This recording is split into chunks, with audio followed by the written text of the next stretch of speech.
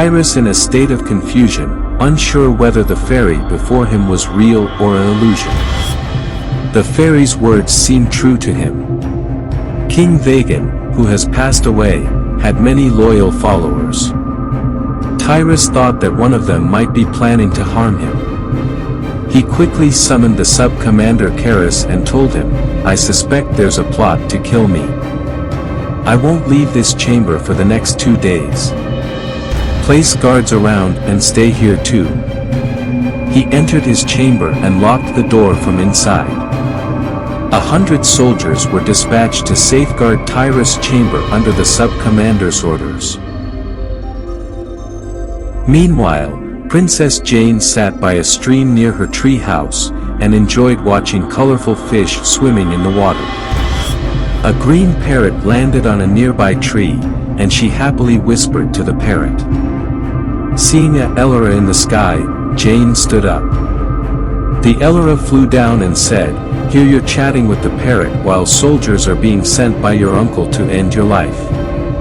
Ellora shared how Tyrus soldiers came, but she scared them away with fire. Jane also mentioned that Draven saw these events and told his mother.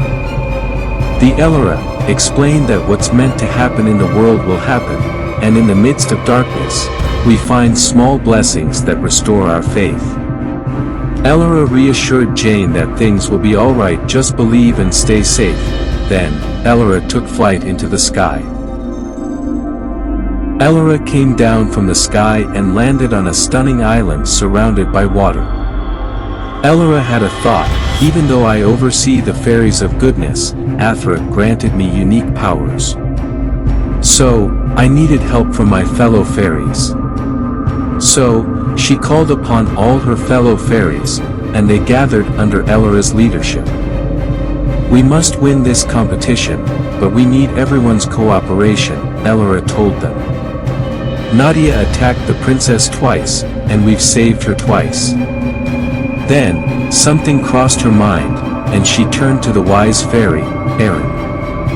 "You told Nadia that Tyrus would die in 24 hours. How is that possible?"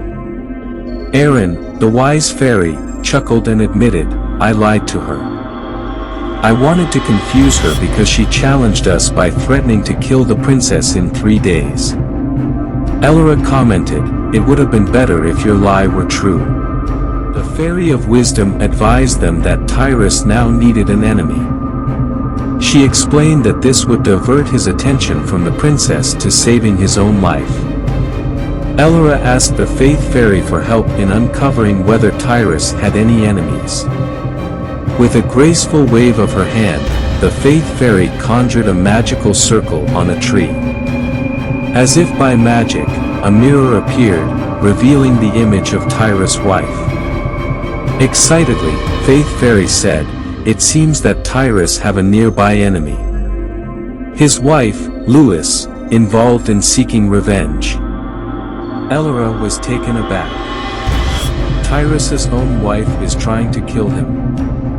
Faith Fairy confirmed, "Yes, she's now the enemy." Ellora turned to Aaron and asked why Lewis wanted to kill Tyrus. The Faith Fairy said to wait a moment. Speaking to the mirror, Faith Fairy requested, "Mystic Mirror, tell me the truth about why Tyrus's wife wants revenge on him and show me what happened." Time reversed in the magic mirror's reflection. 2 young men were hunting on horseback in the forest.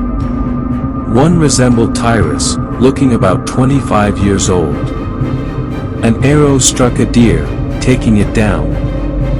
The other young man named Nikhal, standing nearby, said, "You've won again.